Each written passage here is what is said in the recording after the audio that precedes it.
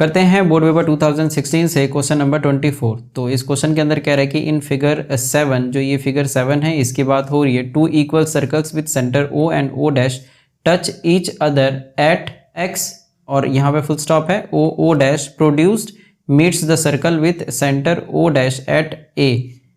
AC is tangent to the circle with center O at the point C. O dash D is perpendicular to AC. Find the value of DO dash upon CO. तो यहाँ पे जैसे कि ये diagram दिया हुआ है, तो इस डायग्राम और इस क्वेश्चन के हिसाब से यहाँ पे ये कह रहा है कि जो O डैश और O है ये सेंटर है, और यहाँ पे जो AC है ये एक टेंजेंट जा रहा है जो दूसरे सर्कल को टच करता है C पॉइंट पे, और OC यहाँ पे इसका रेडियस है, और ये जो दोनों सर्कल है ये इक्वल है। इसका मतलब ये हो गया कि इसका जो रेडियस है वो इक्वल है। तो यहाँ पे कह रहे हैं कि जो वैल्यू DO डैश है, मतलब DO डैश और CO, इसका रेशो क्या होगा ये पता करना है। तो इस क्वेश्चन को सॉल्व करने के लिए मैंने यहाँ पे पहले से ये डायग्राम बना लिया है और गिवन और टू प्रूफ लिखा है। गिवन में 2 इक्वल सर्कल दिया हुआ है, 2 इक्वल सर्कल्स है, मतलब इनका रेडियस सेम होने वाला है, with centres O and O dash. और ये भी दिया हुआ है कि जो O डैश D है, मतलब O डैश D इसकी बात हो रही है, ये AC पे परपेंडिकुलर है, मतलब यहाँ पे हम बोल सकते हैं कि 90 डिग्री है इस जगह पे। तो यहाँ पे इस क्वेश्चन के अंदर हमें प्रूफ करना है DO dash upon CO। Actually proof नहीं करना है, एक्चुअली फाइंड करना है। To find DO dash upon CO, तो ये इसका रेशो हमें निकालना है। तो सॉल्यूशन,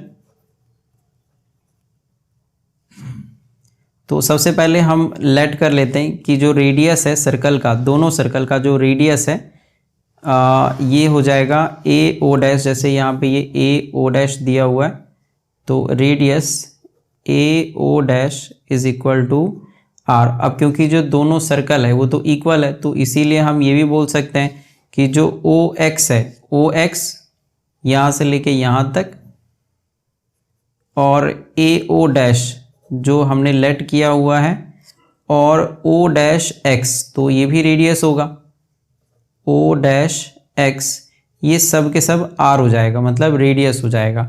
और अगर हम इस तीनों को प्लस करें, मतलब OX को AO dash, O dash X और XO, अगर इस तीनों को अगर हम प्लस करते हैं तो ये आ जाएगा OX plus AO dash plus O dash X is equal to, तो ये भी R है, ये भी R है और ये भी R है, तो यहाँ पे ये आ जाएगा 3R। फिर उसके बाद क्योंकि O डैश D ये परपेंडिकुलर दिया हुआ है AC पे, इस बात को हम लिख लेते हैं, O dash D is perpendicular to AC, ऐसा गिवन दिया हुआ है पहले से, तो ये गिवन है।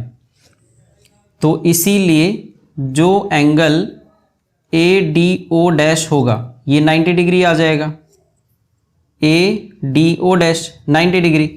फिर उसके बाद अब हम क्या करते हैं, जो OC है, अच्छा एक OC जो है ये भी परपेंडिकुलर है यहाँ पे AC के, जो OC है वो AC पे परपेंडिकुलर है, तो एक ये हो गया और एक ये परपेंडिकुलर हो गया। और ये परपेंडिकुलर क्यों होगा, क्योंकि जो रेडियस होता है ये परपेंडिकुलर होता है टेंजेंट पे। तो देयरफॉर जो एंगल ACO है ये भी 90 डिग्री हो जाएगा।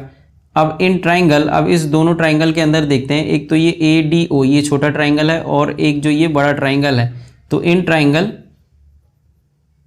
ADO dash and triangle ACO, तो यहाँ पे हमने दोनों 90 डिग्री जो प्रूफ किया है, तो इसीलिए ADO डैश और ACO ये दोनों ही 90 डिग्री है, ईच 90 डिग्री।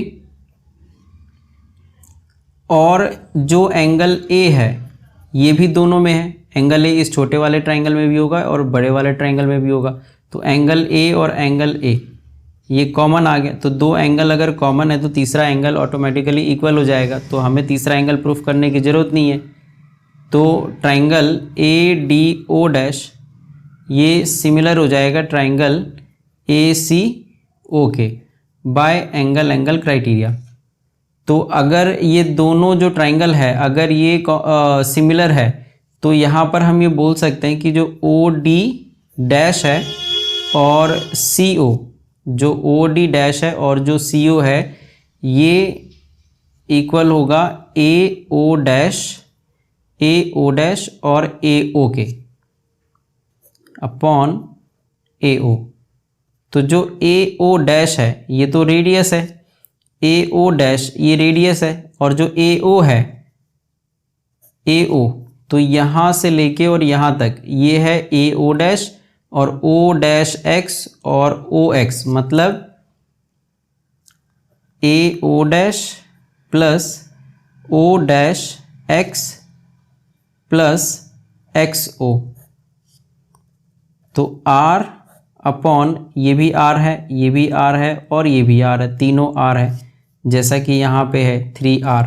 तो इसको हम लिख सकते हैं r अपॉन 3r। तो r से r यहाँ पे कैंसिल हो जाएगा और ये हो जाएगा 1/3। तो देयरफॉर जो ये रेशियो है O D dash upon C O is equal to 1/3 और ये हमारा आंसर हो जाएगा।